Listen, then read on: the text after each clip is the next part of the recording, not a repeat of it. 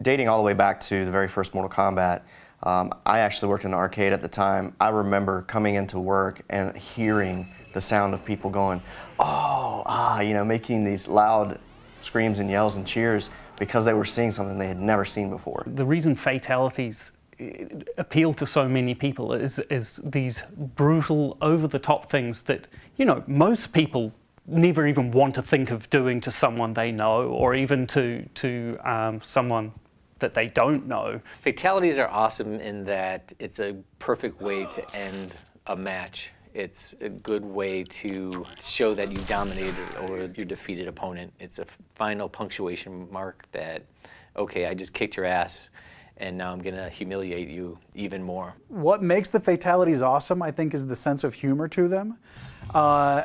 And I know it took me a while to get my arms around the mentality of them myself. And it's, you know, they're very graphic and very disturbing and disgusting, but there's an underlying humor to them that, you know, certainly is what defines my favorite ones. And it was kind of what made them enjoyable to work on for me. It was you know, finding that humor and kind of bringing that out, you know, graphically and visually. I think a lot of the casual players, you know, specifically pick up Mortal Kombat, are always looking up, you know, what are the fatalities, how gruesome they are, you know, even finding out, like unlocking them through the game and stuff like that. And I really think, you know, this game around, I think we really took it to a whole new level. Initially, we, you know, we try and come up with a brainstorming session, kind of get some ideas, we'll like think about stuff, and then we kind of all get together, me and the other designers, and go through, kind of bounce ideas off each other a little bit, and kind of formulate one really great idea out of all of us. And from there, we do a couple practices, try to figure out the timing, things like that. We go in the studio, we shoot the actual motion. From there, we take the data, process it, get it into the computer, exaggerate it well beyond whatever we shot so that we get like this really great performance with all the gruesome, brutal things that people come to expect from Mortal Kombat.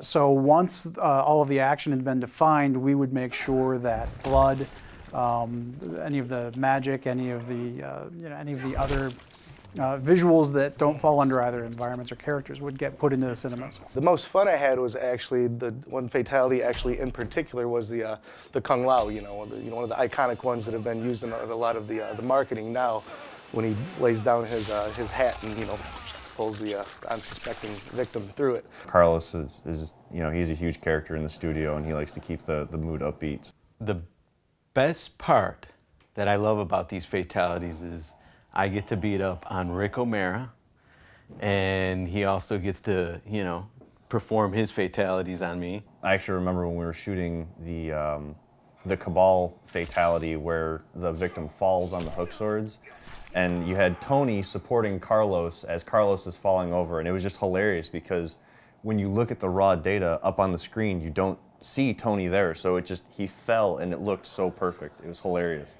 Maybe about like the third or fourth take, we start getting into more or less of the vision of the actual fatality, and it starts getting amped up with, you know, all that emotional content where you're getting into, you know, like, I really need to stab these knives into these guys' clavicle so that way the lightning will strike. You know, when you're doing it the first or second time, you're like, oh, I really don't want to hurt, you know, the other actor. When the other actor gives you the cue, he's like, hey man, just let go and really like hit my clavs. Having somebody able to draw off of that, and Ed sitting there going, oh my God, that's what I want, I need that, and trying to draw off of that, all that emotional content, and trying to get the best performance.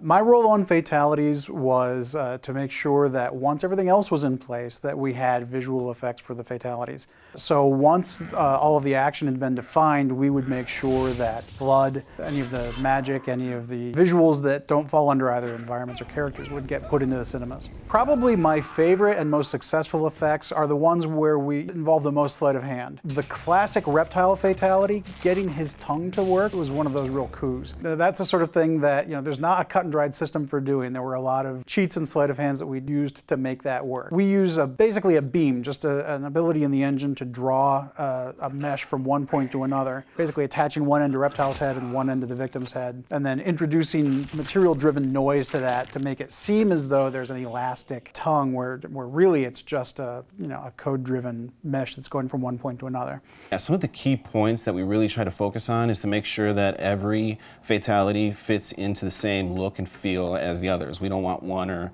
another to kind of feel different. Each character had approximately 18 points of dismemberment. So you can imagine, the technical hurdles we had to go through initially, working closely with the tech group to get a procedural tool inside of our tool to be able to do it on the fly. The effects guys had a major role in making the fatalities just look perfect. They are masters of blood placement and all the effects that go with fatalities, like radons, electricity, all the blood decals that had to be put on to make fatalities look nasty. There's not just clean cuts anymore. There's bloody stumps wherever there's a sever point. Every fatality had its own challenges, ranging from just making the blood look good, and blood from the outset is a tricky thing to get right. Fluids and liquids are a difficult thing to do in particles, and even more difficult to do in real time when we don't have the ability to render something, when we have to do a graphic that will update 60 times a second. And so even just the rudiments of getting the liquids to look good had its own challenges. One of the really cool things was at E3 this year and a bunch of the other trade shows, we got to see some of the stuff that we thought of and came up with, and we weren't sure how well it was going to translate. I thought it was cool, but then during the demos we did, the first time we showed fatalities, we showed this trailer of a bunch of the fatalities together, and we had people standing up and clapping for moments of things that I came up with, like Sector's fatality, for instance, when all the missiles come out and blow up all the body parts, people just going nuts for that. A lot of people were cringing, and I think that's kind of maybe when we started, or going in the right direction here. Taking some of the old stuff, blending in with some new ideas, and that's what I think is really cool about this little nod to the classics. The best fatalities are the ones that are nasty. They're really violent, but at the same time have a comedic tone to it. Those are always the best ones. Most of them actually have a comedic tone to it, and I think that's what makes fatalities popular. Get over here!